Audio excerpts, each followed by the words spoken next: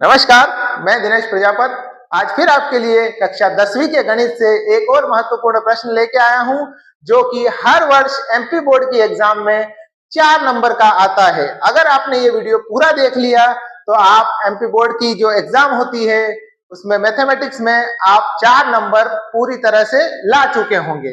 आप सोच रहे होंगे हम कौन से क्वेश्चन की बात कर रहे हैं, तो हम क्वेश्चन की बात कर रहे हैं चैप्टर नंबर 13 के। चैप्टर का नाम है सांख्यिकी, स्टैटिस्टिक्स। इसमें आपने पिछले कई वर्षों के पेपर्स उठा के देखे होंगे, तो उसमें आपको पता चलेगा कि मोड एक बहुलक नाम का एक क्वेश्चन आता है, बहुलक ज्ञात करने का एक क्वेश्चन आता है। उसमें आपको 4 नंबर का एक क्वेश्चन 100% हर साल आता है, जो इस बार भी आएगा। तो इसके लिए हमें बहुलक ज्ञात करना जरूरी आना चाहिए। समझ गए? तो बहुलक कैसे ज्ञात किया जाता है, मोड कैसे फाइंड किया जाता है। पहली चीज मैं आपको बता दूं कि बहुत से बच्चे मोड का फॉर्मूला देखकर ही घबरा जाते हैं कि ये बहुत बड़ा फॉर्मूला है, ये याद नहीं रहेगा। तो इस वीडियो में आपको हम उस फॉर्मूले को कैसे याद करना है वो भी ट्रिक बताएंगे। उसके पहले हम स्टार्ट करेंगे कि हमारा क्वेश्चन आज हम कौन सा सॉल्व करने वाले हैं। ओके, अब इस टेबल में हमें जो डेटा दे रखा है, इस डेटा का हमें बहुलक ज्ञात करना है, मोड ज्ञात करना है ना। तो ऐसा जो मैं आगे बताने वाला हूं, ऐसा कोई नियम नहीं है कि आपको ऐसे ही करना है, पर जो मैं बताने वाला हूं अगर आप इसको ऐसा करते हैं तो ये क्वेश्चन आपके लिए बहुत ही इजी हो जाता है। चलिए हम पॉइंट पे आते हैं। मैंने अभी आपसे पहले कहा था कि हम मोड का फॉर्मूला याद करने के लिए क्या इजी ट्रिक यूज कर सकते हैं। मोड का फॉर्मूला बहुत लेंथी फॉर्मूला है, बच्चे कंफ्यूज हो जाते हैं। इसमें बहुत सारी वेराइटीज के वेरिएबल्स हैं, अलग अलग वेरिएबल्स की वैल्यू हमें पता रहनी चाहिए। तो कैसे उसको हम कहाँ शिफ्ट करते हैं, कैसे उस फॉर्मूले को याद कर सकते हैं, वो देखते हैं, है ना। तो शुरुआत करते हैं किस तरह से इस शॉर्ट ट्रिक से आप ये पूरा फॉर्मूला याद रख सकते हैं। ओके, शुरुआत करते हैं। मोड इज इक्वल टू बहुलक बराबर, हमें L को प्लस करना है और H को इनटू करना है। क्या करना है, मैं पहले भी कह चुका हूं, ऐसा कोई नियम नहीं है। हम जो भी करने जा रहे हैं हमारी सरलता के लिए करने जा रहे हैं, अच्छे से हमें समझ में आ जाए इसलिए करने जा रहे हैं। ओके, L को हम प्लस करेंगे, H को इनटू, यहां मैंने लिख दिया L प्लस, फिर मैंने कहा H को इनटू करेंगे, वो कहां करेंगे, पीछे, ये मैंने लिख दिया L plus H into. Okay, यहां एक बड़ा ब्रैकेट लगाएंगे हम लोग, ये ब्रैकेट लगा दिया। इस ब्रैकेट लगाने के बाद एक अपॉन का साइन लगाएंगे, ये साइन हो गया आपका। ठीक है, शुरुआत करनी है L plus into H। Okay, ये हो गया। इसके बाद हमें ध्यान रखना है, मैं जो नंबर बता रहा हूं वो नंबर याद रखना है आपको, 10 21 02। ऊपर लिखेंगे हम 10 10, ये मैंने लिख दिया 10। नीचे हमें लिखना है 2102, 2102। ओके, ये मैंने लिख दिया यहां पे 21, ओके 02। अब आप सोच रहे हो यहां पे फॉर्मूला कैसे आ गया, अभी आप देखेंगे कैसे फॉर्मूला बन जाता है। हम जहां जहां नंबर्स लिखे हैं वहां वहां F लिखेंगे। ये हो गया आपका F1, F0, F1, F0, F2। Okay, और जहां जहां F है इन सबके बीच में आपको माइनस लगा देना है, ये माइनस, ये माइनस, ये हो गया आपके मोड का फॉर्मूला तैयार। क्या किया हमने शुरुआत में, L प्लस इंटू H, ऊपर लिखा हमने 10, नीचे लिखा 2102, सबके बीच में हमने F लगा दिया, सबके बीच में माइनस लगाना है। ओके, ये हो गया हमारा बहुलक का सूत्र, है ना। अब बात करते हैं इन सवालों को आगे सॉल्व कैसे किया जाता है। ये तो हमें फॉर्मूला मिल गया कि इस फॉर्मूले से हमें ये क्वेश्चन सॉल्व करना है। ओके, तो मैं यहां पर जो आपको जानकारी दे रहा हूं उस जानकारी को आप ध्यान रखना। ओके, मैं फिर कह रहा हूं ऐसा कोई नियम नहीं है, आज सवाल को आसान बनाने की दृष्टि से हम ये करने जा रहे हैं। सबसे पहले आपको इस टेबल को एक वर्टिकल टेबल के फॉर्म में बना देना। ये तो क्वेश्चन में हमें एग्जाम में मिलेगी। अब इससे हम एक वर्टिकल टेबल बना देते हैं। ओके,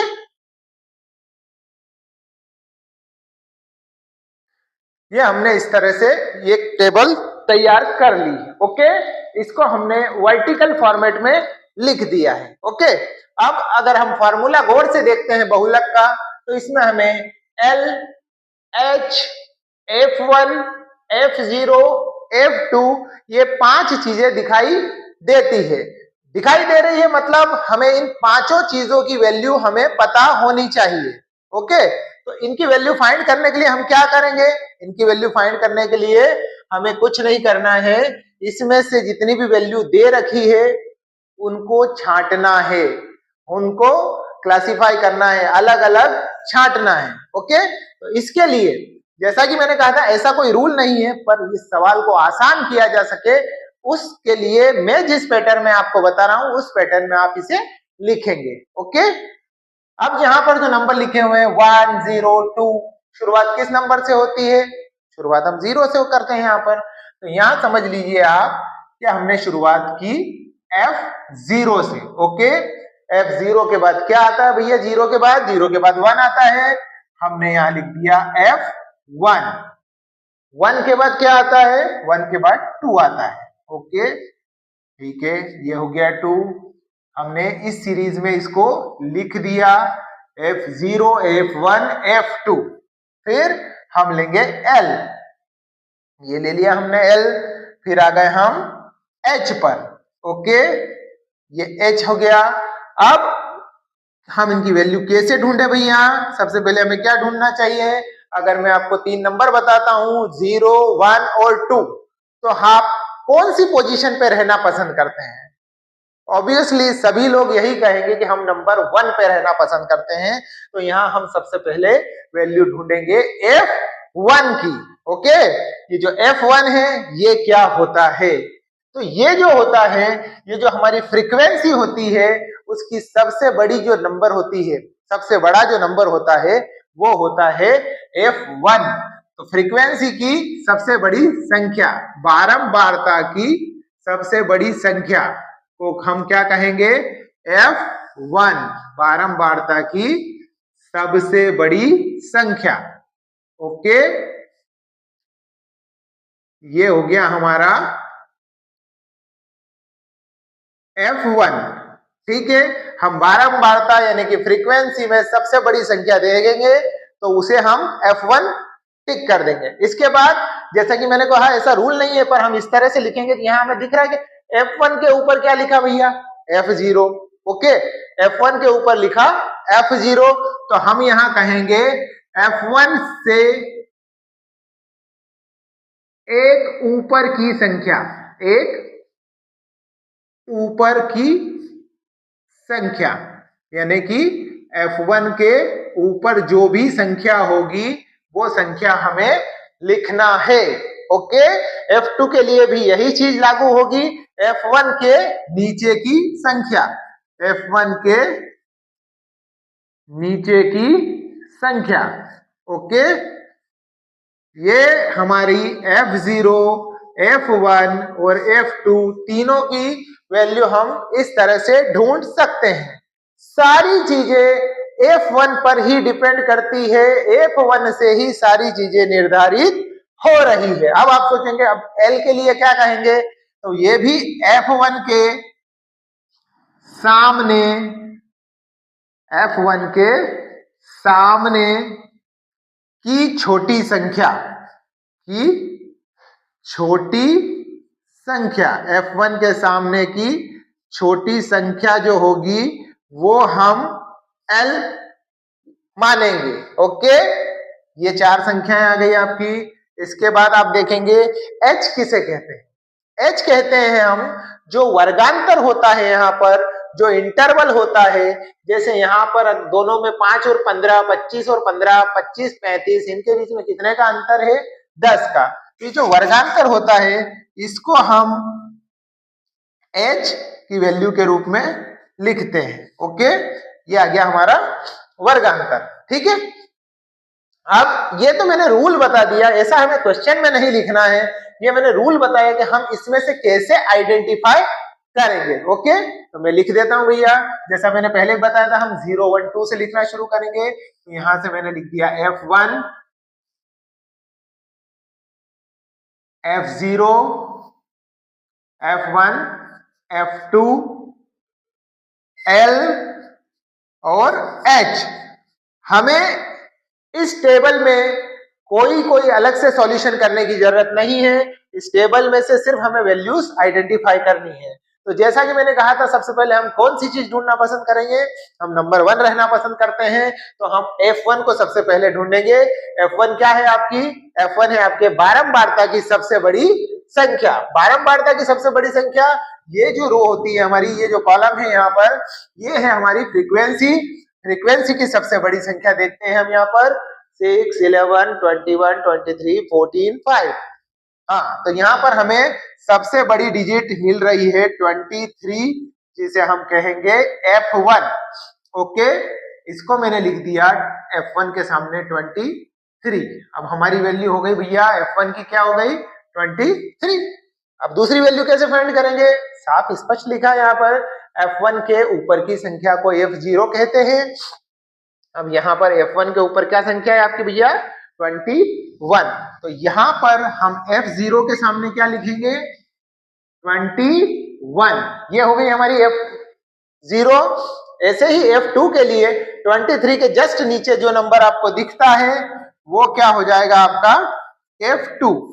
ये हो गया हमारा F2। क्या हो गया F2, 14।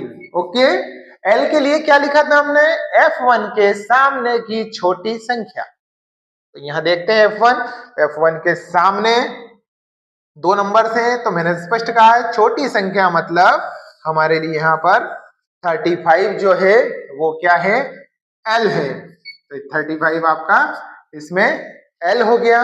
ओके, इसके बाद आते हैं इंटरवल पर। तो अभी थोड़ी देर पहले हमने डिस्कशन किया था इन सब में कितने का डिफरेंस है, 10 का डिफरेंस है ना।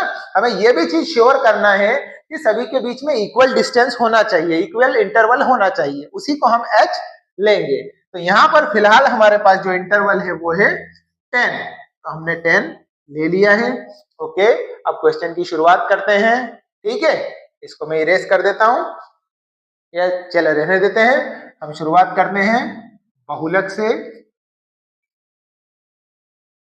बहुलक बराबर L प्लस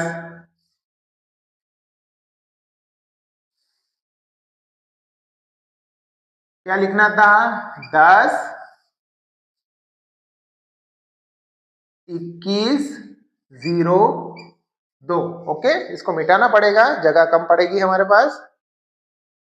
ओके, जैसा कि हमने पहले कहा था कि हम यहाँ पर 10 21 0 2 लिखेंगे, हम सबके सामने F लिख देंगे, F F F F F और सबके बीच में माइनस लगा देंगे, इनटू करके H लिख दिया हमने। ओके, ये हमारा बहुलक का यानी कि मोड का फॉर्मूला तैयार हो गया। ओके, अब क्या करना है आपको, जहां जहां जो जो हमें वेरिएबल मिल रहे हैं उनकी जगह हमें वैल्यूज रखना है। ओके, रख दें। हम L की जगह क्या रखेंगे, यहाँ पर L है हमारा 35, ये आपका L 35 हो गया। ये आपका बड़ा ब्रैकेट है तो ब्रैकेट अपनी जगह पर है, आपके अपॉन का साइन हो गया। ओके, फिर आ गए हम F1 की जगह पर, F1 हमारी वैल्यू है 23 माइनस F0 की वैल्यू है आपकी, F0 की वैल्यू है आपकी 21। इसके बाद आते हैं हम यहाँ पर, आप सोच रहे होंगे ये 2 क्या है, ये 2 एक न्यूमेरिकल वैल्यू है। ओके, इनटू जिसका मल्टीप्लाई हमें F1 में करना है। F1 है हमारा 23 माइनस F0 की वैल्यू है आपकी 21 और F2 की वैल्यू है 14। ओके, अब यहाँ पर हमें H की वैल्यू लिखना है। ओके, तो H की वैल्यू हम क्या लिखेंगे भैया, H की वैल्यू लिखना है हमें 10, ये मैंने लिख दी। अब 1 बाय 1 एक एक न्यूमेरिकल वैल्यू को सॉल्व करेंगे, तब तक हम 35 को और 10 को कुछ भी डिस्टर्ब नहीं करेंगे। ओके, ये 10 और 35 अपनी जगह पर, हम यहाँ पर कौन सी वैल्यू सॉल्व करेंगे? 23 में से अगर 23 में से 21 माइनस होगा तो यहाँ बचेगा 2। ओके, इन दोनों को सॉल्व कर लेते हैं। 2 और 23 का मल्टीप्लाई होता है तो 46 माइनस 21 माइनस 14। ओके, अब अभी भी हम 35 और 10 को बिल्कुल भी डिस्टर्ब नहीं करेंगे। ऐसा आप सुनिए,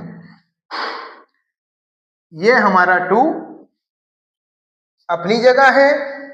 आप चाहें तो इन दोनों को प्लस करके फिर माइनस कर दें या 1 बाय 1 भी माइनस कर सकते हैं। ओके, चलो फिलहाल अगर हम 46 में से 21 माइनस करते हैं तो क्या बचेगा? 25।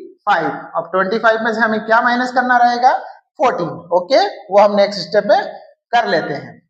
35 अपनी जगह, क्या किया भैया? अब हमें इस 25 में से 14 माइनस करना है। हमारे पास बचा है 11। ओके, इनटू 10, ये 2 एज इट इज। ओके, फिर आगे बढ़ते हैं। 35 प्लस 2 का मल्टीप्लाई अब हम 10 में करेंगे तो 20 अपॉन 11। ओके, आगे बढ़ते हैं।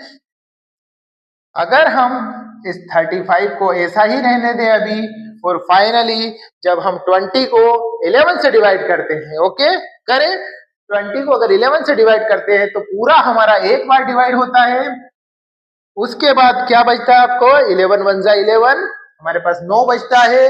हम डेसिमल लगाएंगे तो वो जो 9 है वो क्या हो जाएगा? 90।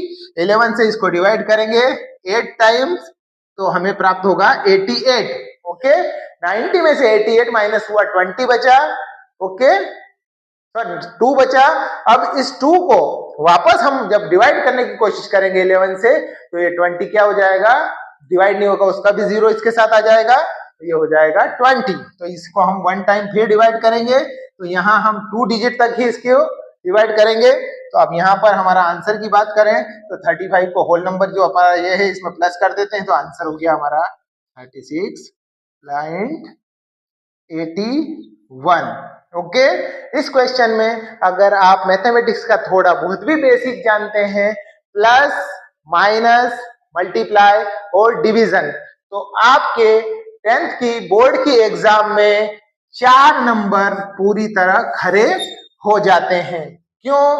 क्योंकि बोर्ड एग्जाम्स में पिछले कई वर्षों से 4 नंबर में बहुलक ज्ञात करने के क्वेश्चन आ रहे हैं और इसकी पूरी संभावना है कि इस बार भी ये क्वेश्चन आएंगे।